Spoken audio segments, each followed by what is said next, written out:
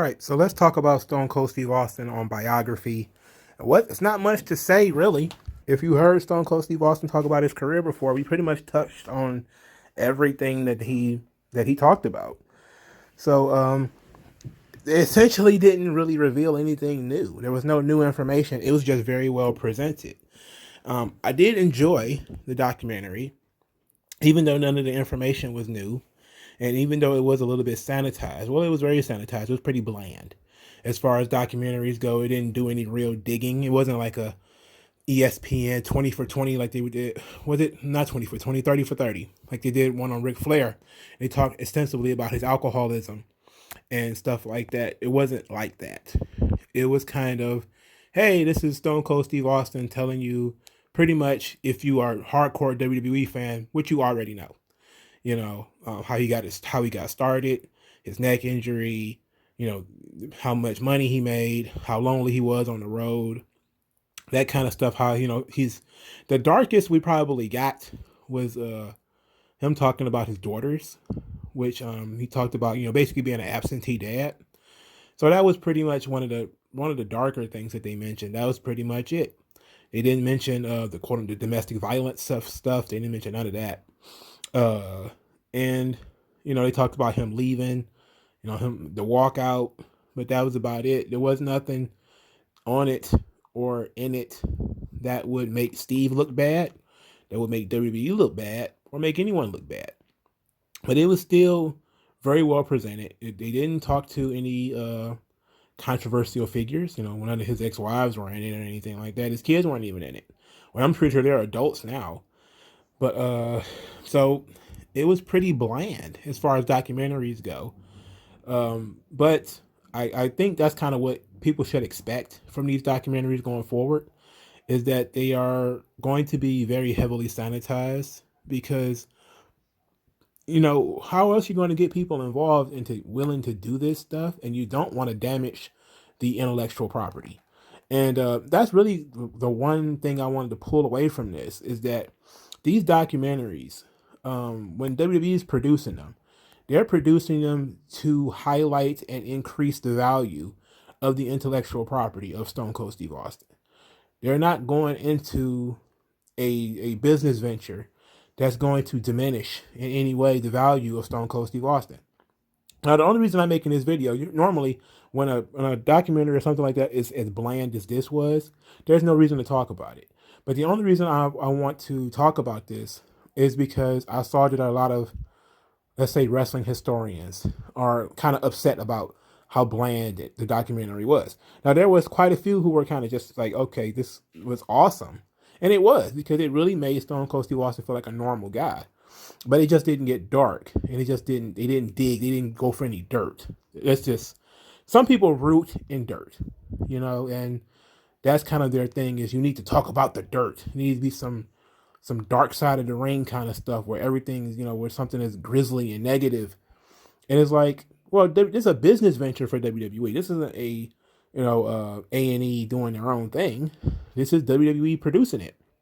They're not going to damage their own intellectual property. That would be foolish. It would be foolish for them to sit here and talk about Stone Cold Steve Austin getting arrested for domestic violence in today's world, which could damage the brand of Stone Cold Steve Austin. Why are they still using him to do Broken Skull sessions, and they're still using him to do other things? Why the hell would they want to talk about something like that when, it's not necessary? It's not necessary to bring it up. It's not necessary to talk about it. People are interested in his career and interested in his life.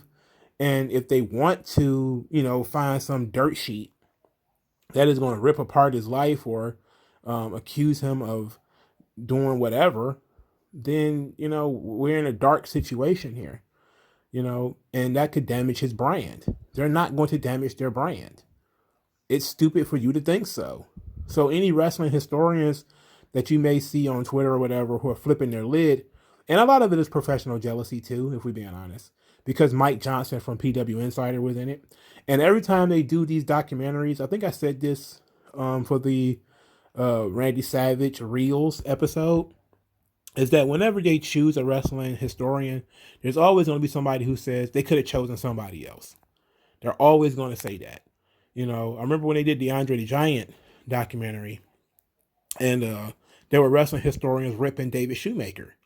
Like, why is David Shoemaker involved in this? He's not a real wrestling historian. And I was just kind of like, look, I don't like David Shoemaker, but they always do this. Whenever somebody is involved in these projects, these people always get ripped every time, because it's that professional jealousy.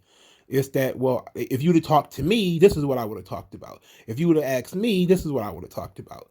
Or, if they trip over something or they say something wrong or whatever, then there's the piranhas are out. And, I'm just kind of like, I don't I don't see it that way. I don't see it as being a necessity. I think that it did what it was supposed to do.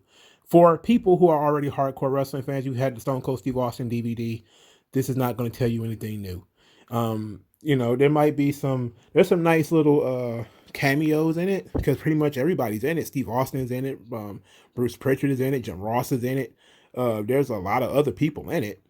Undertaker is in it. Mick Foley is in it. Vince McMahon's in it. Triple H is in it. And there's some interesting tidbits, in there, but mostly it is all, stuff that you've seen before, just them talking about it in a different way with, video packages and stuff like that. That is, very unique, and some unique footage. Some of the footage is unique and, stuff that we never really saw before. And some of it is, it's framed a little bit differently, but it's mostly, to a great degree, everything that you've already seen. So there's nothing to really review. But I think that it's necessary to just say they're not going to destroy their own brand by taking these biographies and turning these guys into losers or wife beaters or racists or anything like that. You have to know when WB is producing this stuff, it's not going to get too dirty, you know? And then also when you have these families that are involved, especially like Roddy Piper is next. So when you have a situation like that, the family's going to be watching and stuff like that. You don't want to run these guys through the mud. That might be what wrestling journalists want to do, so-called wrestling historians. But that's not what, that's not what WWE is trying to sell the public. The WWE is selling public that these guys are larger than life superstars, but they do have real life problems. That, being out on the road and injuries and pretty benign stuff. They're not going to get into Steve Austin kind of talked a lot about, drinking a little too much, but that was about it. Getting divorced, how that was a dark time. That was some new stuff. Him living in a trailer, but that was pretty much it. People who think WWE is going to, torpedo their own intellectual property is absolutely ridiculous. It's ridiculous. You're not going to do that. All right. Thank you guys for your time. Like this video, share this video, subscribe to the channel. I don't know if I'm going to be doing any more of these documentaries, only if they present new information.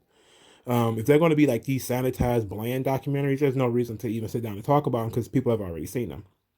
But let me know what you guys think in the comments in the comment section below. If you want me to continue to actually do reviews of them, I do have notes. But just let me know what you guys think. Hit the Cash App, hit the subscribe star, follow me on Twitter, and thank you guys for your time. And I'll talk to you guys later.